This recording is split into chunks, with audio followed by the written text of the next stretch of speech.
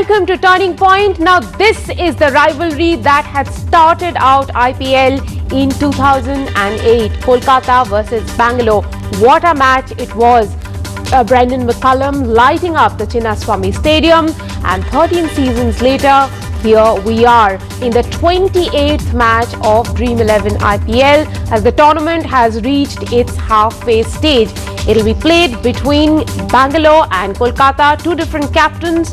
Bangalore is captained by Kohli and Kolkata is captained by Dinesh Karthik.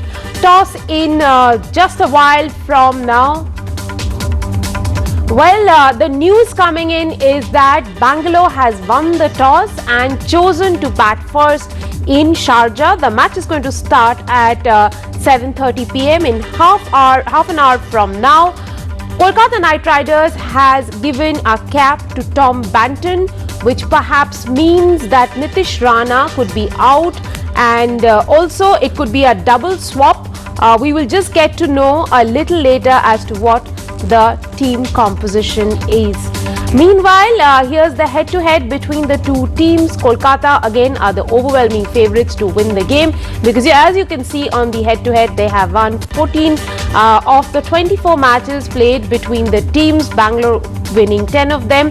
The lowest score scored by Bangalore against Kolkata has been 49.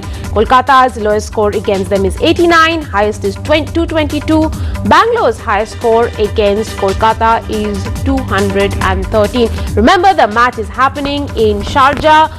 Though in the last time we have seen that the teams haven't gone to cross 200, but once again it is a grey surface and it could offer runs to batters. Now, Andre Russell, who hurt his knee when he accidentally dived into the advertisement board after missing a catch on Saturday, could have a doubtful, in fact, he could be a doubtful starter. That is giving a lot of headache to Kolkata Knight Riders. Greyras has not yet fired in the season. Muscle Russell is yet to come to the party. Now, last time he was escorted off the field and was replaced by Australian cricketer Chris Green. Russell was spotted applying ice to his knee in the presence of the team physio. He returned in the 11th over but left the field again. Now, it is a contest that will be intense between Dinesh Karthik's team and Virat Kohli's team. One is placed at number 3, the other is at number 4 on the league table. Both are trying to end as number 1 and number 2 now after registering a comfortable 37-run win over Chennai. Virat Kohli-led Royal Challengers Bangalore will be high on confidence and they will lock horns against Kolkata tonight. Despite starting the season with some below par show, the Royal Challengers seem to have finally gained momentum. Skipper Virat Kohli has returned to form and bowlers too have been performing consistently. Here is how they have prepared for this upcoming game.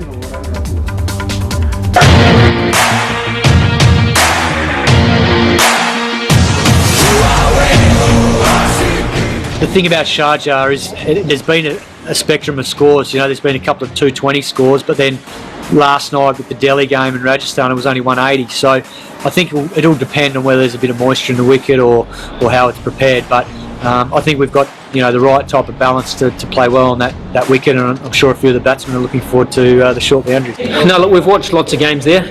Leading up to the previous game, 220 was the pass score. I think we saw the last surface wasn't quite as easy.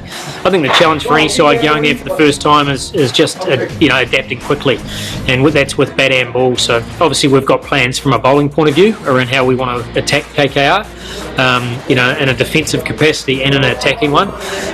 And from a batting point of view, once again, it's just assessing to the conditions. I think the bowlers are getting used to that part of the game, but realistically, we'll have our meetings on Monday, on game day, and go through the strategy with it all. But thankfully, we've been able to learn a little bit from the other games that have been played there so far. Our plans worked really well tonight. We kept it pretty simple. I don't think we'll steer too far away from that. I think York has become really important at Sharjah.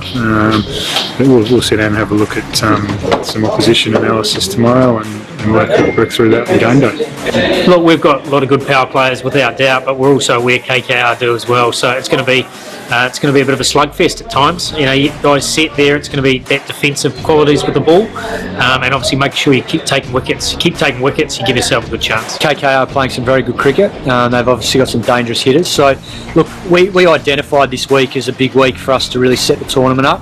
But realistically, we've just got to keep taking it one game at a time. I know that's a cliche, but that's all you can do. You can't look too far ahead in this tournament, because once you do, you start to run into trouble. Now, with the Dream 11 IPL reaching its halfway mark today, it is time to look back at some of the exceptional talents that the league has thrown up this season. Truly a dream start for them.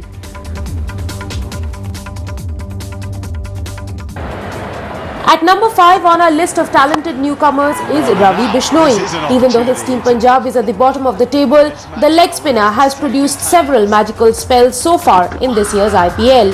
He bowled a fantastic spell against Hyderabad, picking the wickets of Warner, Bairstow and Samad, one that got everyone talking about his attitude for the big stage. At number 4 is Rahul Chahar, who has not only shown excellence in his bowling but also in being a safe pair of hands, taking some magnificent catches. His ability to bowl at any time in the match is what makes him a key component to Mumbai's rise to the top of the table. At number 3 on our list is Rahul Tewatia.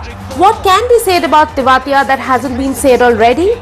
Well, he has become Rajasthan's key man in closing out games. The real question is whether he will be able to play a similar role to that of Yuvraj Singh for India and help the national squad add more depth to its middle order. He is the world's best. At number 2 is the sublime Shubman Gill, a player in the Jacques Kallis mold. Opening the batting for Kolkata is not easy, but Gill has so far done in the tournament, showing that you don't need experience to handle pressure. With the team fighting for the top spot, Gill's contributions are absolutely necessary for their continued success. Brilliant shot. At number 1 is Bangalore's attaboy Devdutt Padikkal. Like Gill, he also has the responsibility of opening the batting, and his steady hand is giving the team much needed consistency. He has scored 350s in 6 games, displaying an aptitude and hunger to get runs, giving hope to Bangalore fans that this might just be the season for them. Just like that, he says, I'll go this side. Well, that's all we have for you at this hour. But before we go, let me give you a quick programming reminder. You can catch us once again at 11:30 p.m. tonight, when we will get you all the analysis of this game between Kolkata and Bangalore with former Indian wicketkeeper Farooq Engineer.